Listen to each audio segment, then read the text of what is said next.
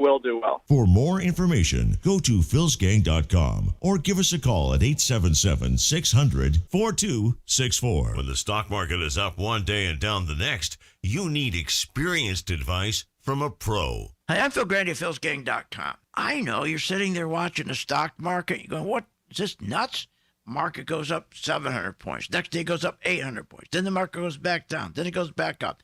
What that is volatility. You want to invest your money and grow your wealth. How do you invest intelligently? But you got to anticipate what's going to happen with the market. And that's what we give you. Information so you can anticipate in advance what the market's going to do, so you know what stocks to buy, you know what stocks to short. It's all about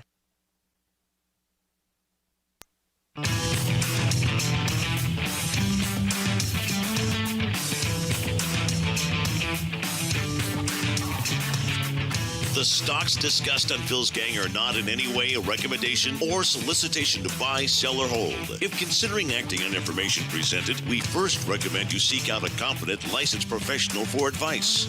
Get ready for the radio show that tells you what Wall Street doesn't want you to know. Oh, I'm a money magnet. Money's coming to me. Money sets me free. I'm a money magnet. Money's coming to me. It's your daily dose of how to manage your money. And now it's time for Phil's Gang on the Off the Wall Street Radio Network. With your host, Phil Grande. Hey, welcome to philsgang.com. My name is Phil Grande, CEO of Phil's Gang. We are a stock trading education group, been in business since 1998. But what is going on? Now, yields are still going up. We were told if you do a Fed rate cut, then the long yield goes down. The yield is most important because that's the yield that takes care, sets your mortgage rates, your credit card, almost every rate. But it went the opposite way. It went up. Now, that's not unusual because fundamentals that we used to live and die by, years and years and years, trailing PE, price to sales, price to book, free cash flow, you'd live and die by those. You'd live and die by the fact that if you had rising yields, you would buy value stocks like Johnson & Johnson or Coca-Cola or Pepsi or Ford. If you had falling yields, then you want to buy, of course, growth stocks like tech because they like low yields. That all went out the window. Nobody cares about fundamentals. Fundamentals have been totally detached. Now, Wall Street's going to take your 401k and still go with the fundamentals. They're going to be sticking into your 401k all the stocks that aren't going up. They're taking it out of your tech stocks, and they're putting in your 401k value stocks if they have to go by those rules.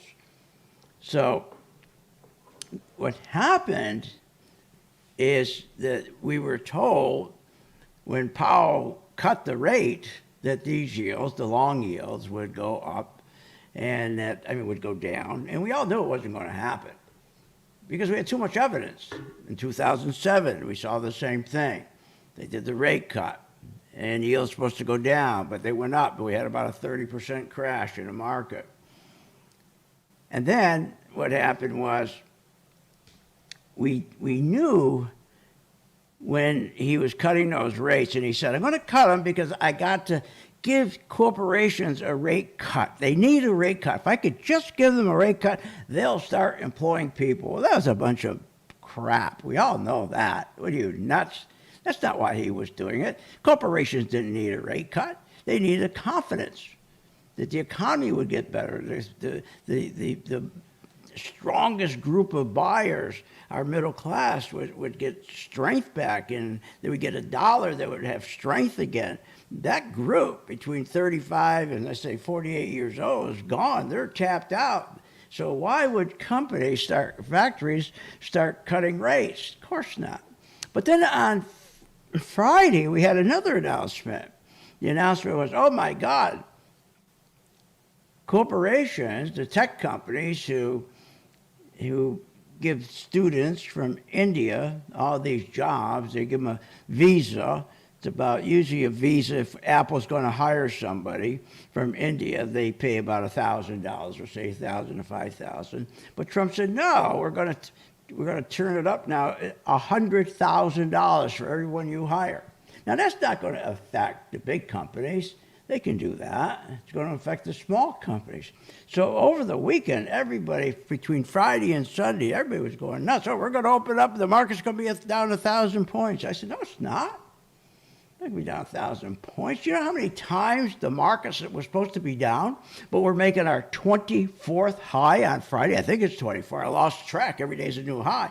How many times should this market have gone down? It doesn't, because it doesn't follow fundamentals. No more fundamentals. So we open up this morning, we take a look at the market, pre-market, it's down a little bit, and sure enough, market opens, and I said to everybody, it's going to be fine. The market's going to rally. It's not going to go down. And why is that? Why is it going to rally? Because there's no more fundamentals. It's all about following the money. And where's the money going? Well, first of all, the big hedge funds and all the big boys, you take your hedge funds, your big institutions, they're dumping tech stocks left and right. They have been for a long time. But what you have coming in to pick those tech stocks up, to keep them going up, you have the retail investor. And it's because he has the ability to borrow money on margin. And margin money, that's debt. It is the historic high, over $1 trillion. So the big hedge funds and the institutions, they've been buying gold. They also been shorting the 10-year Treasury. But they got caught so far. We don't know if it's going to continue, but the Treasury yield went up, and they've been shorting it, believing it's going to go down. But it's not going down so far, so things could get worse. So everyone say, well, gee, if the 10-year Treasury yield keeps climbing, and remember, we broke 4% just for like one day, I think, or half a day. Now we're back up from 398 or something like that. We're back up now today to, I think it's 4, what are we today, Willie? We're at 4.3, I think. 4.14. So we're going the wrong way. So you got yields going up. Now when yields are going up, rising yields, you want to again be buying value stocks. Well, that's not happening. They're buying tech stock.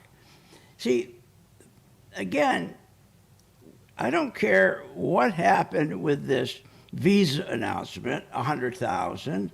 The market should have opened up down 500 to 1,000 points, but it doesn't anymore because they've gotten rid of fundamentals. As long as we are willing, the government, okay, is willing to print and print and print money to keep increasing the money supply. And I can show you on a chart.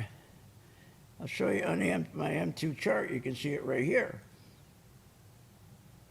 And here it is. Look at from 2002, right after the dot-com, we had about $5 trillion in money supply. And then after the dot-com, we had the housing financial. They kept pushing money in because they wanted to do stock buybacks. And they haven't ever stopped. And look where we are today. So we went from about 5-6 trillion to almost to 22 trillion. As long as you can keep printing that money and keep providing that money, okay, to CEOs at near zero so they can keep buying their own stock, and as long as you got providing money for margin accounts, okay, so that people can have credit and retail just keep buying, fundamentals are gone. They're just gone. So right now, whether you can't say, well, we should be in value stocks, okay, because yields are rising. We'll have to just wait and see. Maybe it's true. We don't know yet. It's early. Maybe I told my gang members, and by the way, if you want to join my gang, go to philsgang.com. And I've been telling my members that by Wednesday of this week, we're going to know a lot better. If that yield keeps going up, the fear is going to keep coming in, and everybody should be dumping their tech stocks. But no, it's not going to happen. Not as long as you keep watching that margin debt. That margin debt keeps on going up. We're not going down. Keep watching your stock buybacks. If margin debt's going up, first of all, M2 money supply is going up, margin debt's going up, your stocks are going to go up, your tech stocks are going to go up. And as long as they got the money to do that, I don't care what happens, these tech stocks will keep going up. Now, again, this is, so you got to learn how to invest following the money. No longer fundamentals. We don't care. Nobody cares about profit margins, return on equity, or return on that. Nobody. Who cares? No one cares. So this H-1B visa, that's a big deal. That's a big deal. But it isn't, because again, it's really the smaller companies, and they're going to keep pumping enough money in to do stock buybacks. Now, when we do finally have a crash, and we are, this bubble has been expanding. Remember, the dot-com, the stock buybacks, was only going to be for 3 years, or I'm sorry, 3 months. And then it went on from 2008 to 2012. And then they didn't call it stock buybacks anymore, but they kept printing enough money to keep buying treasuries, to keep dropping those yields down, so we had the same effect, so corporations could continue to buy their stocks, okay, borrowing this low interest rates. So that's not going to take the market down. Now, here's the other thing that's interesting. If you go and take a look at the S&P, so here you got the most overvalued S&P in history. It has the worst concentration of money. All this money is going into a few stocks, massive amount of money into a handful of stocks, about 5 stocks. And again, we got the worst breadth in history. And retail are buying all the stocks that the big institutions are dumping. In 5 weeks, they dumped about $50 billion worth of stock, most of it tech stock, and the retail investor jumped in and bought. So what we have going here is a cycle. We got the smart money, okay, the big boys, the institutions and hedge funds that are dumping the tech stocks like crazy because they're nuts. And we got the retail investor, we call them the tourist. There's a difference between a tourist retail investor and the retail investor. The retail investor is considered smart money. The retail investor wants to learn. They understand that you can't make money in the stock market unless you know how to buy and you know how to sell short. And the proof is, for the past 50 years, retail investor, and 90% of them lose money because they don't know how to sell short. And it's like buying a car with no reverse. Try to park a car with no reverse. You're not going to have good luck. Same thing with trading. If you just buy and you don't ever sell short, you're not going to have good luck. So we got the retail investor, okay, he's picking up all these tech stocks, and the margin debt is getting higher and higher and higher, and he's getting more and more in debt. But the thing is that you're seeing that all the wealth in this nation, and I showed it last week on a chart, was going to a very small group, 1%. And you take the middle class, whose wealth was just collapsing. So the middle class and the people, who are the retail investors, who are buying these stocks that are so overvalued, they're buying it on margin. One day, they're not going to be able to pay that margin. When the stocks start pulling back, one day we'll have a small pullback, even a 5% pullback. We can start seeing margin calls, okay? Because it's retail. So the biggest buyer we have right now in stocks is the CEOs of companies. They're the biggest buyers. The second biggest buyers is retail. The buyers that we need aren't here. Actually, there's two different buyers that aren't here. We don't have the European buyers. We don't have the hedge funds.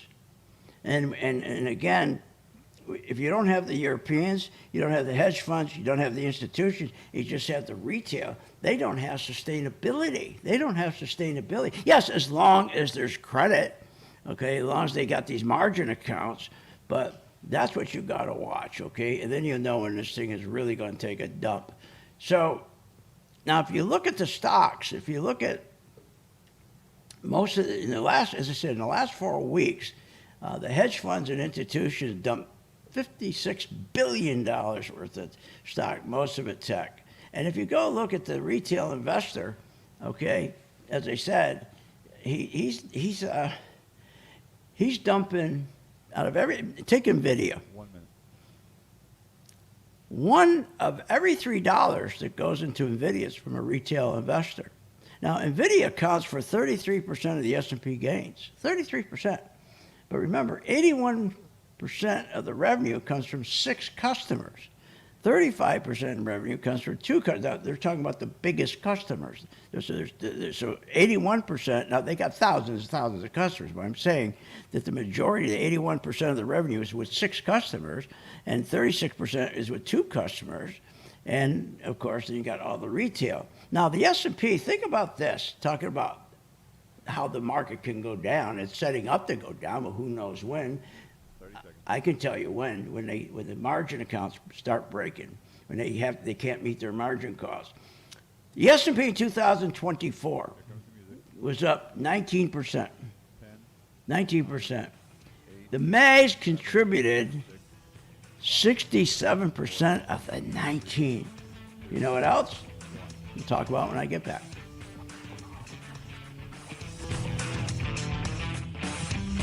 Want more information on this show?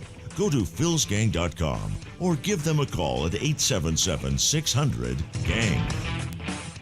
At St. Jude Children's Research Hospital, we're fighting against childhood cancer every day. At the heart of this battle are our donors. Most of us want to make some type of difference in the lives of others. St. Jude does miraculous work. The fact that no one has to pay, it's a place where everyone is treated as an equal. Everybody is welcome here, and it doesn't matter your religion or what part of the world you're from, all that is taken away. It just gives you some hope. It's just a nice feeling to put your energy into something that really does genuinely make a difference in a child's life. There's just no greater gift. If we have the ability to help, then we have a responsibility to help. Finding cures, saving children. St. Jude Children's Research Hospital. Find out how you can help at stjude.org. When you listen to the advice of Phil Grande at philsgang.com, you'll find investing in the stock market makes sense with the right guidance. People keep saying to me, boy, things are hard, things are tough. Boy, the market's really screwed up. And I don't agree with them. For us here at Phil's Gang, we make it so it's simple. It doesn't matter if the market's bad or good. We consistently do well because we make it simple. And just like for my listeners on the radio or on the internet or my podcast, we make it simple. We try to break it down so you really understand why the market is going up or why there's continued inflation or why the bank rates are going up. So you understand. Especially yields. The most important thing is to understand how yields work. Just what we do. We work hard at it. Trusted advice, easy to understand strategies that will make you a better investor. Get all the details at philsgang.com. That's philsgang.com.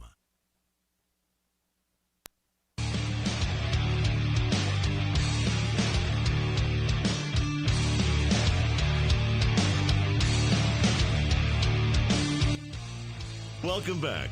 Learn, invest, and make profits with Phil Grande. Simply go to philsgang.com. Now, here's Phil.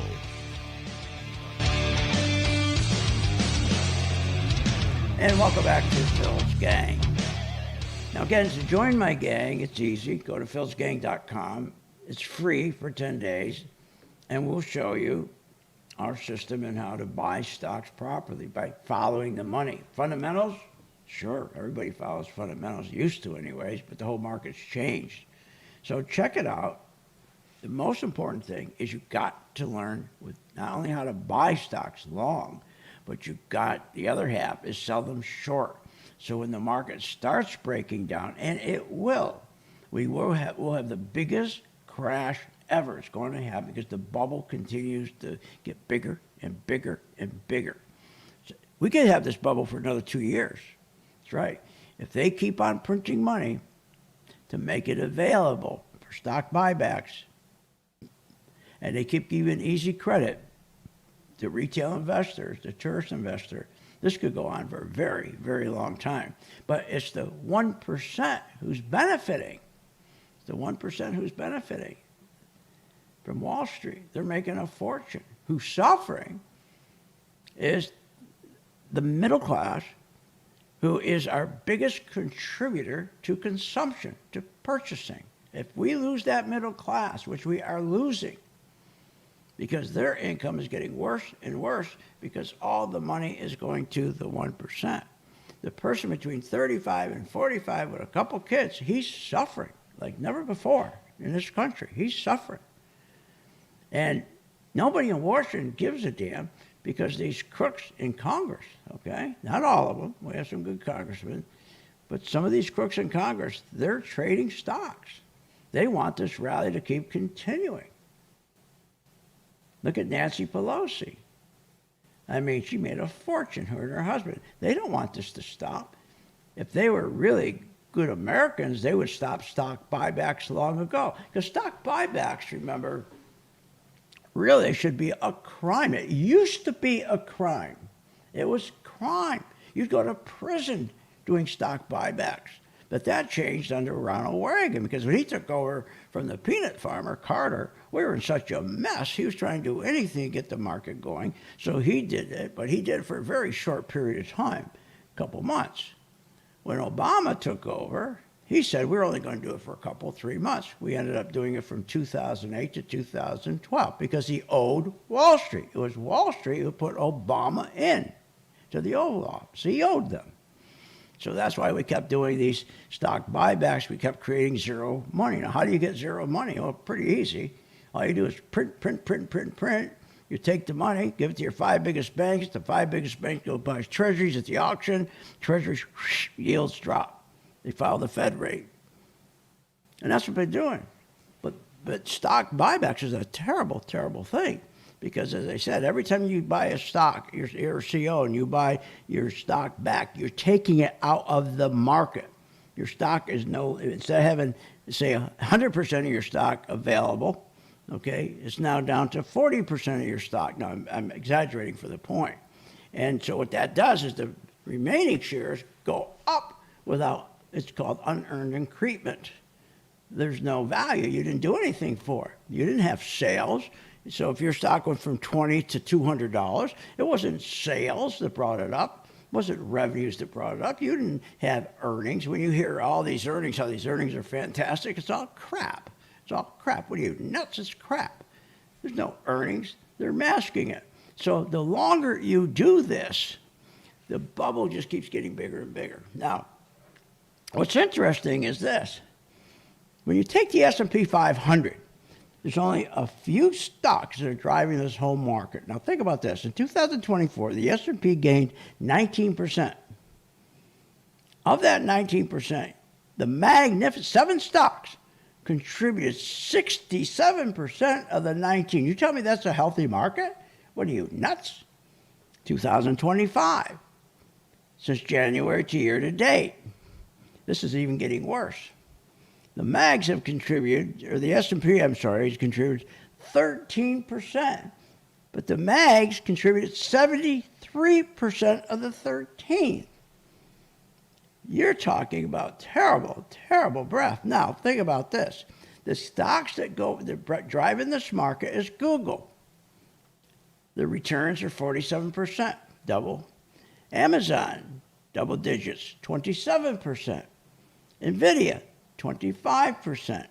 Microsoft, 18%. Tesla was down to minus 14, but now it's plus 1.6, I think it is. 1.6. Now, Meta is at 6.9, not even double digits. Apple, 6.5. So those same stocks, Google, Amazon, NVIDIA, they just keep buying and buying back. And we talked about that last week, and I gave you some numbers that were just crazy, the amount of 700 billion, 600 billion. Now, So the problem we have now is when you get to the margin debt, you're on thin ice. Just one margin call just starts one margin call, and we've seen it there in the dot-com days. Just one margin call starts it, cracks that wall. Then all of a sudden the water starts pouring out. It is horrible. It's horrible. And then people lose money. If you know how to sell short, you're not going to lose money. But nobody wants to learn how to sell short because they don't believe the stock market's ever going to come down again. That's what they're being told. You don't need to learn to short. They don't want you to learn how to short. You've got to learn how to short. I always use the analogy, would you buy a car with forward but no reverse? No, you say that's stupid. Well, buying in the stock market and all you do is buy. Do you know how good you have to be? You got to buy to perfection. And remember, in the last 50 years, 90% of retail customers are losing money. So now, when you get to, also the other thing that's going on is this. You have, the bond market is really, really important, okay? Because the bond market tells you everything that's going on. And the bond market right now is telling us, there's some real, we got some real problems here. And the bond market, let me see if I get I had my numbers here. I want to give you some right numbers. Let me see if I can get them for you. So if I think I have them here. I mean, it's interesting. It's crazy is what it is. So let's take just want to make sure I have the right ones for you. Okay. So what keeps the market going, okay, is, again, they're telling us that the Fed is going to drag down the long rate to 10 years. So that means our mortgages are going to come down, car payments are going to come down, everything's going to be wonderful, but it isn't. They've gone the wrong way. Now, the bond market's important because the bond market will tell you, for example, if you have a falling yield, okay, I just want to make sure you got this right. If you have let's say let's take a rising yield first. If you have a rising yield, it's telling you that the rising yield is going to imply, I should say, that you're going to have a falling stock price, okay? And the rates are going to go up. You're going to have higher interest, economic uncertainty, and you're going to have a stock market crash, okay? So now that's, again, if you have a rising yield, okay? So that's why it's important to follow the bond market. So if you see the rising yields, you know exactly what it's implying, what the stock market is going to do. And it's always right. It's never wrong. It's never wrong. And so it's the same thing when you have falling yields. Okay, it'll tell you, all right, you got to have growth stocks, but that means you're going to have a weak labor market, and you're going to have, falling yields are going to keep you pretty much out of a crash. Okay, think of it that way there. Okay, and your rising yields are going to pretty much put you into a slow GDP, and you're going to most likely have a crash, because think of yields as interest, okay? Yields and interest, think of it that way there. Nobody wants high interest rates, so when yields are going up, interest rates are going up, means the economy's going to get worse, people are going to get laid off, then you got a high probability of a crash. And just the opposite when you have falling yields. Falling yields, you have rate cuts, so that's going to help. So again, if you follow the bond market, you're going to, at least you're going to know they're telling the truth, okay? There's one other thing here I was trying to find for you. I think I have it right here. Let's see, make sure I got it right. I mean, it's just amazing what's going on. Okay. credit spreads. You'll hear about credit spreads, big fancy words, right? Credit spreads. Credit spreads give you great information too, because a credit spread, if you have what they call a narrow credit spread, in other words, that occurs when investors are purchasing more corporate bonds, low yield bonds, okay? And the credit spreads are never wrong. So when you hear, okay, credit spreads are narrowing, that means you're going to be avoiding, okay, you're going to be avoiding a crash. The stock market will rally on narrowing credit spreads. All that means is Wall Street is going to be purchasing more corporate bonds instead of treasuries. Now, if you hear, well, the credit spreads are widening, it means you got a high probability that you're going to have a sell-off. You're going to get a correction. So widening, you're going to get a correction. Narrowing, you're going to get a rally. And then you go and look at that watching the credit spreads and watching the bond market, okay, that's how you know what's really going on, okay? If you listen to CNBC and the rest of them, you're always going to be on the opposite side of what's going on. The big trouble we have now is the weak labor market, because the weak labor market, we have slow growth. So Powell's saying, well, if I cut rates, then we can fix the labor market. We'll get corporations hiring people. Well, that's not true at all. It's not going to happen, okay? That's not how it works. So, but he's trying to sell us that. But corporations, their problem is they're worried about the middle class consumer. When you lose that middle class consumer, that's when you end up in crashes. When that consumer stops, and he stops, there's nothing you can do. You're going to have a real problem. And like with the housing market, for example, the housing market's heading for a terrible crash. And again, if you think about the housing market, the inflation over the last 15 years is so bad that median home prices now are $462,000. That means you need $3,600 a month, okay, for a payment. But you need income of $125,000 in order to buy a median price house of $462,000. Well, guess what? The median income with that, with the our middle class between 35 and 48, 2 kids making 75,000, he can't make it. So there's a gap of 57%, and that's a real problem. So and that's why the housing market is going to have one of the biggest crashes it's ever had. And think about how much housing's gone up in 10 years. It's just crazy. All right, before I leave, I just want you to understand again that you got 4 stocks that are driving the whole market: Google, Amazon, NVIDIA, and Microsoft. Okay, they're driving everything, and that's it. Those are the 4 stocks. So you got to keep your eye on that. Okay, that's the important thing. And then, if any one of those stocks start dropping, especially NVIDIA, the market will correct. But there's not going to be a correction as long as there's stock buybacks. Okay, so.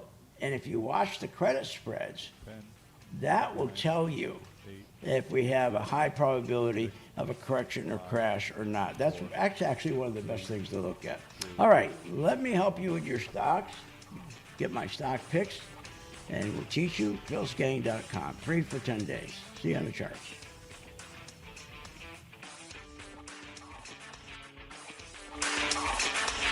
You have been listening to Phil's Gang with your host, Phil Grande, on the Off the Wall Street Radio Network. Off the Wall Street Radio Network. Remember to visit Phil's website at philsgang.com. That's philsgang.com. Or call the office, 877-600-4264. That's 877-600-4264. It's up to me.